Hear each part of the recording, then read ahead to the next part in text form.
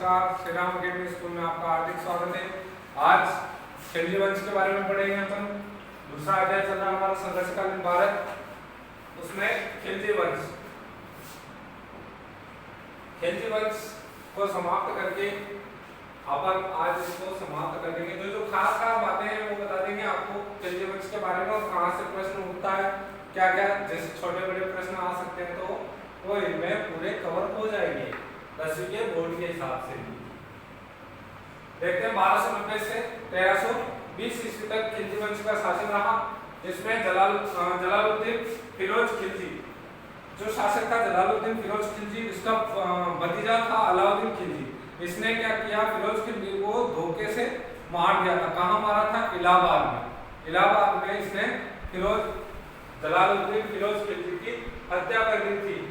इसने अलाउद्दीन खिलजी ने, जो फिरोज खिलजी का भतीजा था, 1296 ईस्वी में इसकी हत्या कर दी और हत्या करके खुद वहां का शासक बन गया था।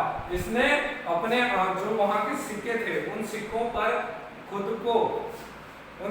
लिखवा दिया था द्वितीय सिकंदर का, बताया था इसने द्वितीय सिकंदर लिख दो, अपने आप को द्वितीय सिकंदर मानने लगा था अलाउद्दीन खिलजी। अब अलाउद्दीन खिलजी के बारे में अपन पढ़ते हैं। तो 1301 ईस्वी में इसने रणथंभौर पर विजय प्राप्त कर ली और 1303 ईस्वी में चित्तौड़ पर विजय प्राप्त कर ली। इसने अलाउद्दीन खिलजी ने गुजरात पर एक सैन्य अभियान चलाया था। उस सैन्य अभियान के दौरान इसने कई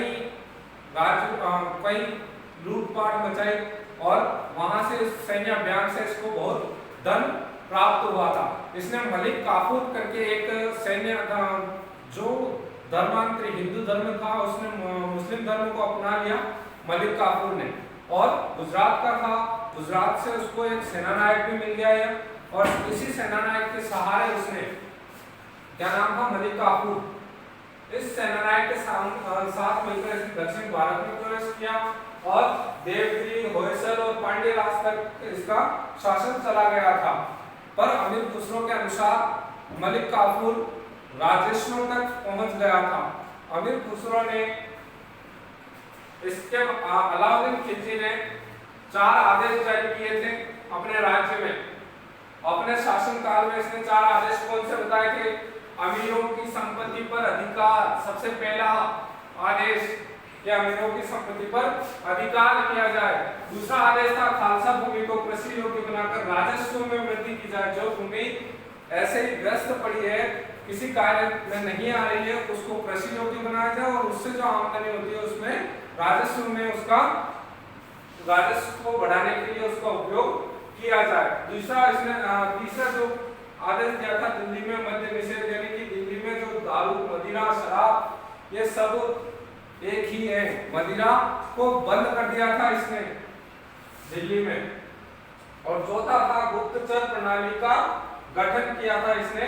गुप्तचरों को एक गुप्तचर की एक टीम बनाई थी, जिससे यह जनता के बीच उनको छोड़कर जनता से जो भी चीजें होती है या कुछ ऐसी बातें जो इसको पता होनी चाहिए, वो किसके माध्यम से होती थी? गुप्तचर के माध्यम से।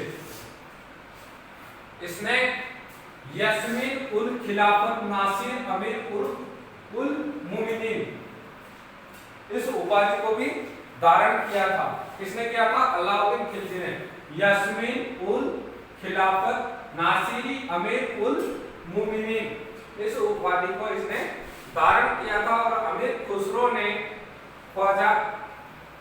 खजाइनुल फुतूह में, अमीर खुसरो ने खजाइनुल फुतूह में इसको विश्व का सुल्तान और जनता का चरवाहा भी बताया है। किसने बताया? अमीर खुसरो ने, खिलजी वंश के अलाउद्दीन खिलजी को। इसने एक बाजार ये इसका सबसे महत्वपूर्ण, इसके शासनकाल में सबसे महत्वपूर्ण कार्य था वो बाजार नियंत्रण माना जाता है। इसने बाजार नियंत्रण के लिए 4 कानून बनाए थे। दीवाने रियासत, बाजार नियंत्रण का पहला था दीवाने रियासत, जिसमें व्यापार पर नियंत्रण किया जाता था। इस पर नियंत्रण किया जाता था, व्यापार पर नियंत्रण का कार्य होता था दीवाने रियासत का। उसके बाद शाहना या दंडाधिकारी, जो बाजार का दरोगा होता था, बाजार में कोई भी घटना हो या किसी भी कार्य का उस चीज को सॉर्ट आउट करता था, उसको संभालता था। तीसरा था मुहतरसिब, यह इसका कार्य था जनसाधारण का रक्षक एवं नाप तोल का निरीक्षण करता, कहीं कोई नाप तोल में कोई गड़बड़ी तो नहीं है, जो मुहतरसिब यह कार्य देख रेख करता था। और चौथा था बरीद ए मुमालिक, जो गुप्तचर अधिकारी था। कौन था ये? गुप्तचर अधिकारी। इसने ये बाजार शासन प्रणाली में ये 4 मुख्य बिंदुओं को रखा था। और इसने एक और बाजार का गठन किया था, सराय ए अदल। उस बाजार में स्थानीय एवं विदेशी वस्तुओं का बाजार था, जिसमें स्थानीय और विदेशी वस्तुओं को सही रूप में और सही मात्रा में कम राशि में प्राप्त किया जा सके, जिसमें सही भाव उस व्यक्ति को मिल सके। उसके बाद उसने यह एक ऐसा पहला शासक था अलाउद्दीन खिलजी, जिसने अपनी सेना को नगद वेतन दिया था। अलाउद्दीन खिलजी पहला शासक था जिसने अपनी सेना को नगद वेतन दिया था। 1303 ईस्वी में इसने अलाई किला व कोस-ए-सिली बनवाई, जिसके 7 द्वार थे। 1303 ईस्वी में कौन सा किला बनाया? तो अलाई किला व कोस-ए-सिली, जिसमें 7 द्वार थे।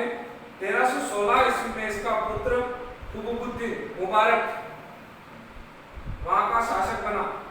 इसकी मृत्यु के बाद, अलाउद्दीन खिलजी की मृत्यु के बाद कुतुबुद्दीन मुबारक वहां का शासक बना और इसने स्वयं को खलीफा घोषित कर दिया। खलीफा का अर्थ होता है इनके जो फरिश्ते होते हैं उनका, फरिश्तों का एक तरह से देखा जाए उत्तराधिकारी, उसे खलीफा की उपाधि, अपने आप को इसने खलीफा नाम से घोषित कर दिया था। इसको उल वासिक बिल्लाह की उपाधि भी धारण की थी इसने।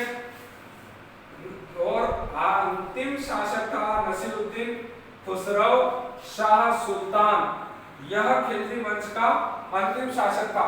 खिलजी वंश में अपने इतना सा ही है जो बुक्स में दे रखा है, उसके अकॉर्डिंग आज हमने खिलजी वंश को पूरा पढ़ लिया है। जो खास बातें उसको देख लिया है। अब अपन पढ़ेंगे तुगलक वंश। अगले वीडियो में अपन मिलते हैं तुगलक वंश के साथ। धन्यवाद।